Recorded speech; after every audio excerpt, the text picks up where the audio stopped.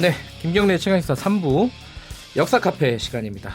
요즘 때 아닌 논쟁, 1980년대 논쟁이 일어나고 있습니다. 유시민 작가 그리고 자유한국당 심재철 의원이 유시민 작가가 당시에 수사기관에서 작성한 진술서를 가지고 밀고를 한 거 아니냐 이런 문제제기가 있고 아니다. 난 조직을 지켰다. 이런 얘기도 있는데. 근데 이게 그 논쟁 자체야 진위 여부는 이제 가려질 것 같은데 이 논쟁이 발생했던 연원을 거슬러 올라가면은 1980년도에 요즘에 대한 얘기입니다. 4월, 5월 요즘 굉장히 중요한 국면이었죠. 우리나라 어떤 민주화의 과정 중에 서울의 봄이라고도 부르고요. 자, 이 과정을 한번 좀 짚어보도록 하겠습니다. 여러 가지 기억도 안 나시는 분도 있을 거고 잘 모르시는 분도 있을 거고요. 박태균 서울대 국제대학원 교수님 나와 계십니다. 안녕하세요. 네, 안녕하세요. 교수님은 1980년도에는 대학생은 아니셨죠? 네, 그때 중학생이었습니다. 근데 어쨌든 대학 들어가고 나서 이 즈음에 대한 얘기는 굉장히 많이 얘기가 오갔을 것 같아요. 평가도 있었을 것이고. 그럼요. 이제 이때가 80년대 운동의 기원이라고 봐야 될 것 같아요. 네. 네, 그때 광주도 있었고 또 네. 서울의 봄에 대한 얘기도 있었고, 그러니까 네. 80년대 중반 이후에 87년 민주화 항쟁이 있고 네. 그 이후에 가면서 그럼 과거의 노선들이 어땠느냐라는 얘기들을 할 때 이제 4.19 얘기를 좀 했고, 네. 그다음에 이제 80년 봄 얘기들을 했죠.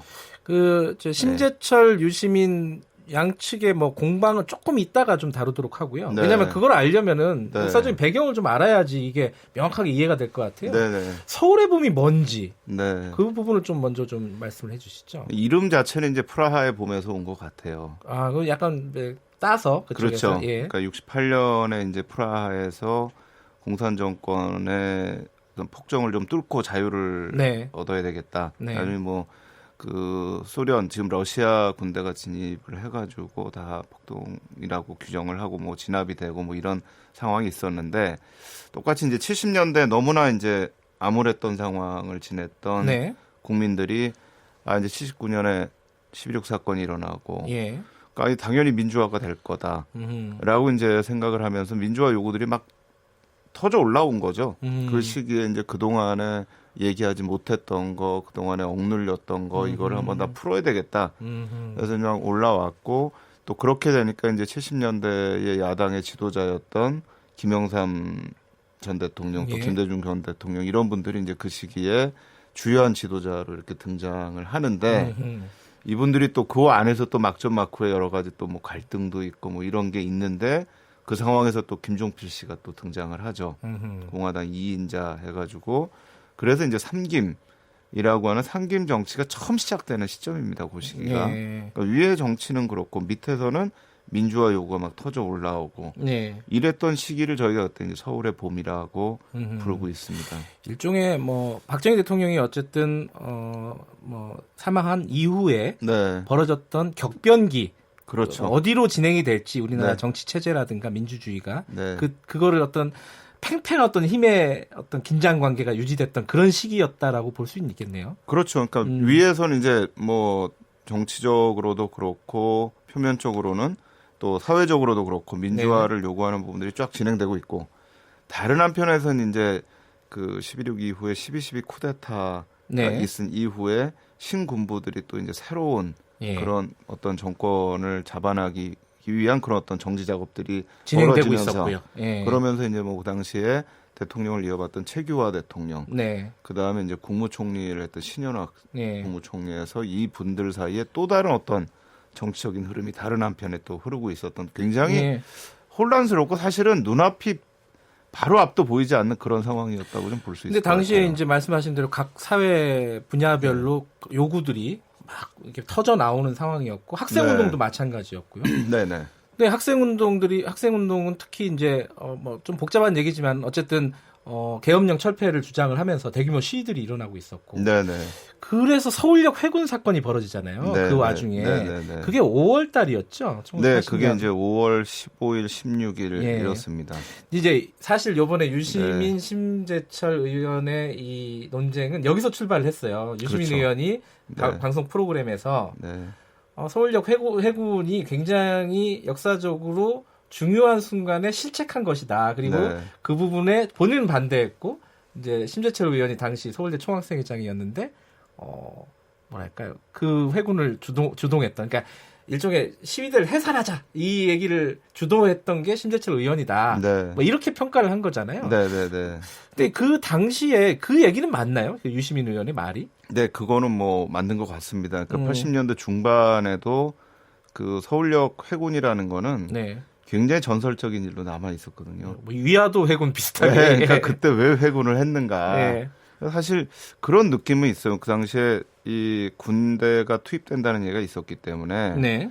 이게 유혈 사태로 하지 않도록 하기 위해서는 네. 그 당시에 시위를 멈추고 들어와야 된다라는 네. 의견이 한쪽에 있었던 것 같고요. 예. 다른 한쪽에서는 지금 물러서면 이제 완전히 우리는 민주화의 꿈을 버려야 된다. 근데 사실 약간의 시위 형태가 약간은 좀 과격한 양상으로도 갈 수 있는, 그러니까 과격하게 가진 않았어요. 예. 근데 그렇게도 갈 수 있는 가능성은 충분히 있었던 시기였습니다. 그러니까 만약에 군대가 투입이 됐다면 네. 저는 심각한 유혈 충돌도 발생할 수 있었던 시기였다라는 생각은 듭니다. 네. 그러나 이제 학생운동하는 측 내부에서는 그 당시에 결국은 그렇게 끝까지 이 시위를 하지 않고 네. 돌아서게 된 것 자체가 돌이킬 수 없는 역사의 흐름을 가져온 게 아니냐. 그리고 이제 그 이후에 이제 신군부가 다시 정권을 잡고 87년까지 한 7년 동안 네. 또 다른 암흑의 시대가 오게 된 책임들이 거기에 있는 게 아니냐라고 하는 이제 책임 공방들이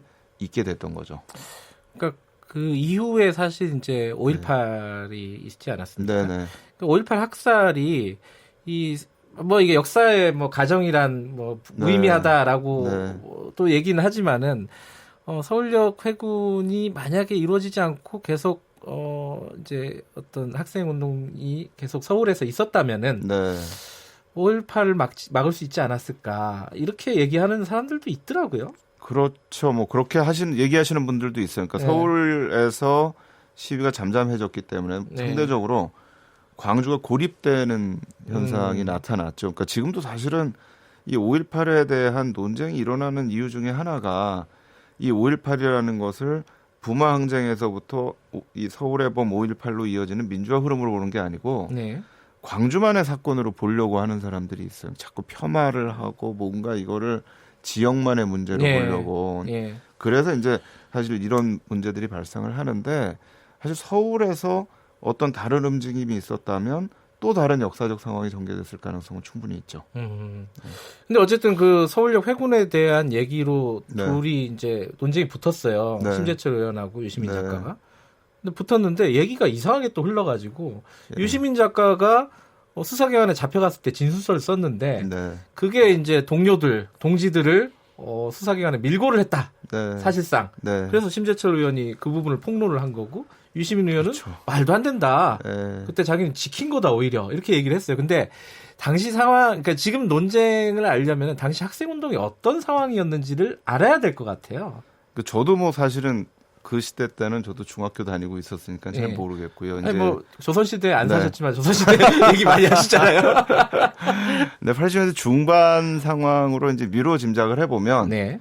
그러니까 워낙 이제 탄압이 심하고 네. 이 학생운동이라는 거에 대한 사실은 이 독재자들의 좀 트라우마가 있어요. 네. 그게 이제 사실 4.19 혁명부터 시작이 된 거고, 그다음에 이제 64년에 63 항쟁이라고 해가지고 이 한일 협정 반대 시위, 그다음에 또 74년 민청학년. 그러니까 이게 학생운동이 정권을 무너뜨릴 수도 있다라고 하는 이제 그런 어떤 생각들. 트라우마가 있군요. 그렇죠. 그게 이제 71년에 예컨대 그때 학도옥단 반대 그 시위를 할 때 네. 그걸 가지고 미수령을 내리고 학생들 체포했던 것도 사실은 그런 측면이 있는 건데. 네.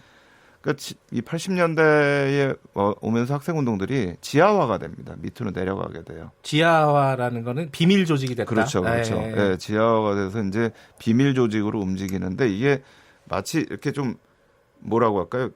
이 고립된 조직들처럼 보이게 예. 이렇게 이제 조직이 나뉘어져요. 왜냐하면 이게 한 사람이 잡혀가면 조직 전체가 그냥 다 그냥 무너져 버리는 거예요. 뭐 고구마 줄기 엮듯이 예, 딱 엮여서 나와버리니까. 그렇죠, 그렇죠. 그러니까 어디 하나에 들어가도 자기 조직 내에 누가 있는지 몰라요. 아하. 그 사람들 외에는 그 안에 한 뭐 10여 명 외에는 점조직이네요. 그렇죠. 이른바. 예, 아예 모르게 되는 이제 그런 상황이니까 예. 대체로 이제 이 상황 자체는 이제 누가 만약에 뭐 시위를 하다가 붙잡혀 갔다라고 예. 하면 이미 겉으로 드러나 있는 부분들은 다 얘기를 하는 거죠. 그러니까 예컨대 총학생회장이 누구다. 그렇죠.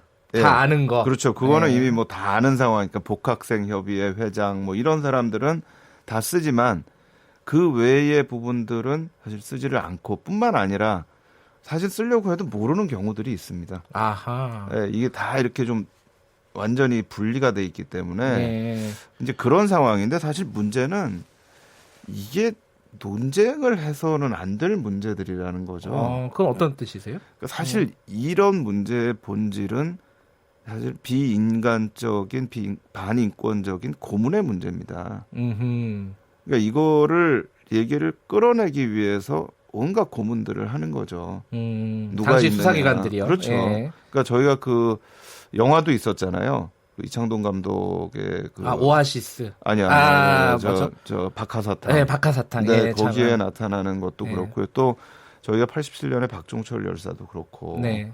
그러니까 이 고문이라는 거를 통해서 모든 거를 다 얘기하게 만드는. 네. 때로는 또 그냥 사실뿐만 아니라 없는 사실도 만들어내는 거죠. 네. 그러니까 이제 김대중 내란 음모 사건 같은 게 아주 대표적인 케이스죠. 그러니까 네. 없는 사실들을 만들어내서 야당 정치인하고 학생들을 묶어가지고 네. 이거 전체를 어떤 내란 음모로 이제 몰려고 하는. 근데 뭐 학생들이 시위를 해서 내란을 어떻게 하겠습니까? 그게 해야 뭐 사실 우리가 얘기하는 촛불항쟁 정도인 거지. 예. 학생들이 뭐 총을 드는 것도 아니고요. 예. 그러니까 이거를 엮기 위해서 사실 고문을 했고 그 고문을 통해선 정말 비인간적인 상황을 맞이했던 또 이분들이 그 후유증으로 돌아가시는 분들이 많이 있거든요. 예. 그러니까 실제로는 저희가 봐야 될 문제는 사실 이게 아닌데 네. 이게 지금 정치적으로 돼버린 거예요. 사실 이 저 심재철 의원이나 유시민 작가나 이분들의 이 얘기가 이미 이전부터 있었어요. 그렇죠. 그 뭐 많이 네. 나왔던 얘기인데. 많이 나왔습니다. 예. 그래서 뭐 해서는 안 될 얘기를 법정에서 했다. 그다음에 왜 회군을 했느냐. 뭐 그걸로 인해서 또 어떤 결과를 가져왔느냐. 그리고 또 뭐 어떤 분은 그 어떻게 그 학생 운동을 한 사람이 뭐 거대 언론사에 입사를 해서 잘 다니고 또 어떻게 또 이런 또 당에 들어가서 활동을 하느냐. 뭐 이런 얘기들이 쭉 있어 왔는데 저는 그런 게 있는 것 같아요. 이게 정치적으로 논란을 해야 될 사안이 있고 네. 해서는 안 될 사안들이 있는데 이거는 저는 정치적 논란을 해서는 안 될 사안이라고 생각을 해요. 본질이 아니다. 가장 본질은 예. 사람을 가장 비인간적, 비이성적으로 만들도록 하는 그 상황이 사실 핵심이지 지금 이 문제는 사실은 굉장히 좀 그렇습니다. 이것까지도 정치적으로 얘기가 된다는 게. 이게 그러니까 그 당시에 누가 잘했냐, 누가 못했냐를 따지는 게 무의미하다, 사실상. 저는 그렇게 생각을 합니다. 뭐 예. 만약에 법정에서 어떤 얘기를 했고 뭘 이걸 어떤 뭐 진술서를 썼다고 하더라도 저는 그분들이 아니더라도 누구라도 그런 고문 앞에서 저는 그런 상황을 할 수가 있고 또 그런 진술이 안 나와도 네. 억지로 그걸 만들 수 있는 게 당시에 정보 부대였고 네. 또 이 권력이었기 때문에 네. 저는 이거를 가지고 얘기하는 건 저는 뭐 문제가 특히 정치적으로 얘기하는 건 더 문제가 많다고 생각합니다. 약간 젊은 층에서는 그런 의문이 들 수도 있을 것 같아요. 이 본질과는 관계는 없지만은 네. 당시에 1980년도에 그렇게 뭐 이른바 이제 학생들도 목숨을 걸고 싸우는 사람들이 많았지 않습니까? 네네. 그렇게 같이 싸웠던 동지들이었잖아요. 심재철 의원과 유시민 작가가 네네. 핵심부에서. 그렇죠. 그런 사람들이 왜 이렇게 어떤 노선도 달라지고 인생의 결도 달라지고 지금은 당시에 네가 잘했니 못했니 이거를 또 싸우게 되고 이런 네. 일들이 왜 벌어질까라고 막 의아하게 생각하는 사람들도 있을 거예요. 젊은 층에서 이 배경들을 정확하게 모르면은. 네. 근데 뭐 어떤 개혁을 하던 어떤 자기가 사회적 정치적 목표가 있을 때 네. 그거를 어떻게 풀어나가느냐는 거는 저는 상당히 개인적인 문제라고 생각을 해요. 네. 다양한 방식이 있을 수가 있고요. 네. 뭐 호랑이 잡을 호랑이 굴에 들어가는 사람도 있고요. 네. 밖에서 호랑이를 잡기 위해서 더 힘을 모으는 사람도 있는 네. 거고 다양한 형태가 있는 건데 저희 때도 사실은 4.19 세대 논쟁이 있었어요. 4.19에 참여한 사람이 왜 어떤 사람은 변절을 했느냐. 야당의 길을 가고 어떤 사람은 여당의 길을 가느냐. 그때는 4.19 세대에 대한 논쟁이 있었군요. 그렇죠. 근데 이제 예. 지금은 이제 이 학생운동 세대에 대한 그런 얘기들이 있는 건데 예. 저는 뭐 또 그 다양성도 존중할 필요가 있다고 생각을 합니다. 역사 교수님이라서 이렇게 좀 안목이 기시군요. 아닙니다. 근데 어찌됐든 네. 오늘 말씀에 제가 느끼기에 핵심은 지금 네가 잘했니 내가 못했니를 싸우는 게 중요한 게 아니라 당시에 수사기관에 엄혹했던 상황, 네. 그 인권 침해 상황, 이 상황들이 핵심이다. 네. 그거 말고 지금 이렇게 얘기하는 거는 굉장히 소모적이다. 예. 그 얘기는 청취자분들도 한번 생각해 보시고 이번 논쟁들을 지켜보시면 좋을 것 같습니다. 오늘 말씀 감사합니다. 네, 감사합니다. 서울대학교 국제대학원 박태균 교수님이었습니다.